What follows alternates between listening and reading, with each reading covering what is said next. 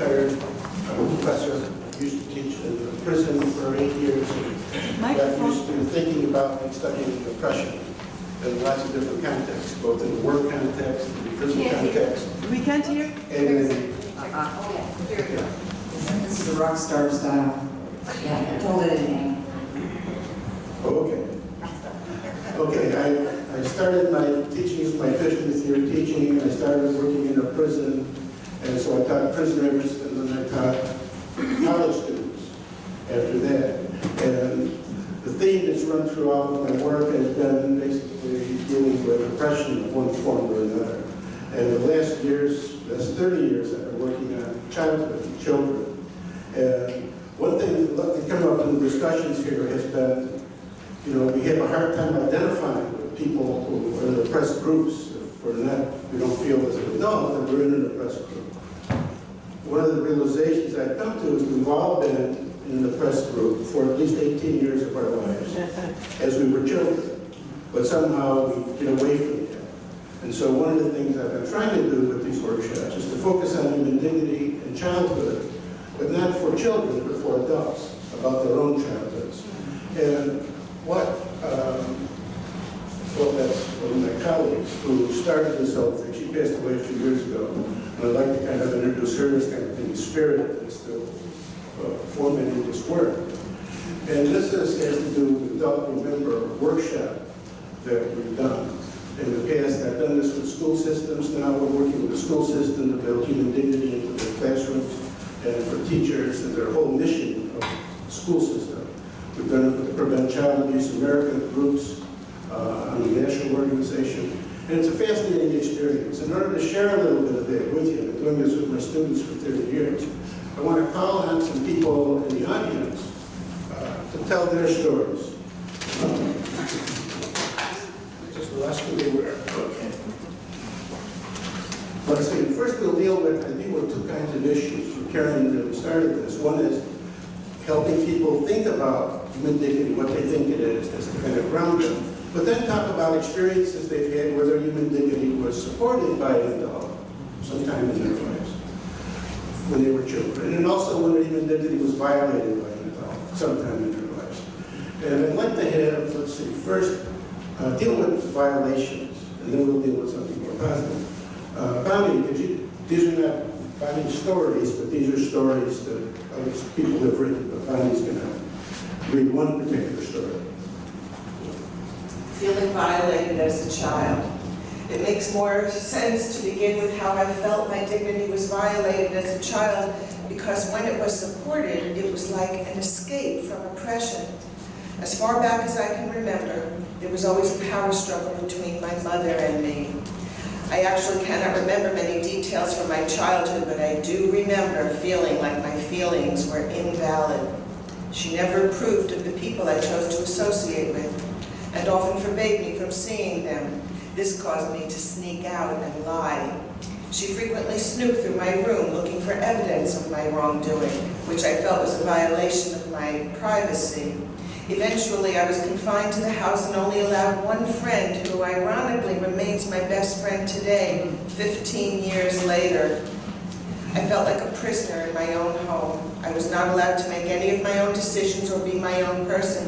I felt trapped and secluded. This eventually built up to major depression and involuntary hospitalization. I can remember kicking and screaming as my mother physically forced me into the car to take me to the hospital. I couldn't escape no matter how hard I tried. I often wonder what choices I would have made if I had been given the opportunity to make them on my own.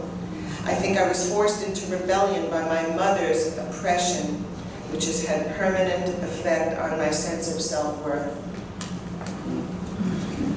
Harley, could you read a story of a positive so these continue to support?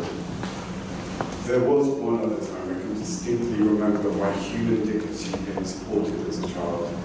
I was in elementary school. I don't remember exactly what age I was, but I was young. I remember my dad taking my little brother and I out to eat. It was his weekend to have us. My parents got divorced when I was 4 years old, and my brother was 2. I know my dad had to tell us something important by the way he was acting. My parents always told me I was a very intuitive child. As my dad started to talk, I remember him being nervous and almost emotional. He sat us down and said he needed to tell us something. My dad told my brother and I that night that he was gay and bisexual. Now, as you can imagine, as a very young child, I didn't understand the big deal. My dad became very emotional and started hugging us.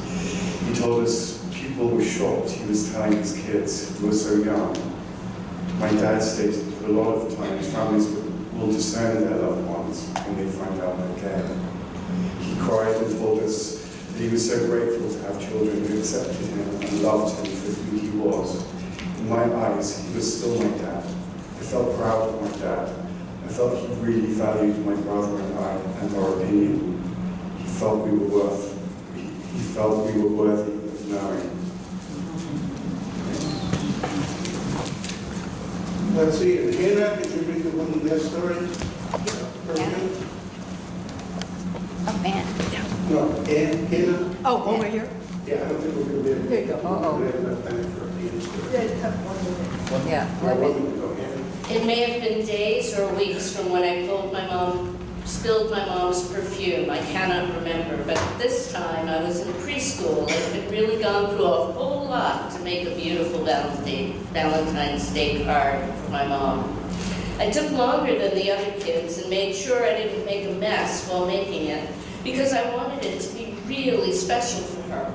The teacher even told me that my card was really beautiful. I smiled really big. There were hearts cut out on it with red and silver glitter. It was so pretty. I was so excited about making the card that I rushed home to give it to her that day.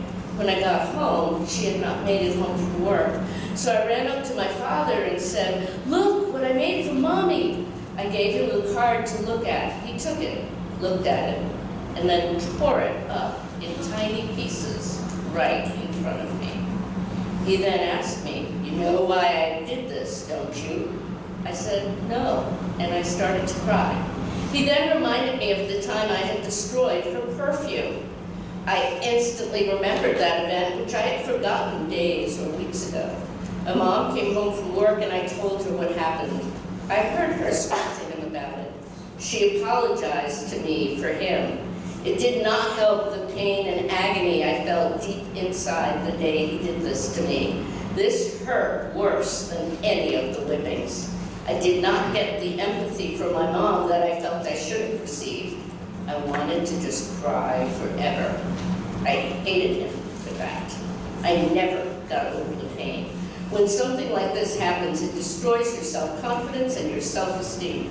At that age, I did not understand why someone could do something like that and be human. His only explanation for his monstrous behavior was, "Now you are feeling what your mother felt when you destroyed her perfume bottle." So the workshop that generates these kinds of stories is designed to be kind of an intergenerational experience, because we're talking about adults talking about their childhoods, which connects them with their childhoods, which then enables them to connect to the children in their lives very differently. So hopefully the positive stories, the supports of human dignity, and it deals with a vision of human dignity that's an experiential one where human dignity is inherent, individual, but it's experienced interactionally. So it's both supported and violated interactions with other people and how we interact with other people. And so this helps with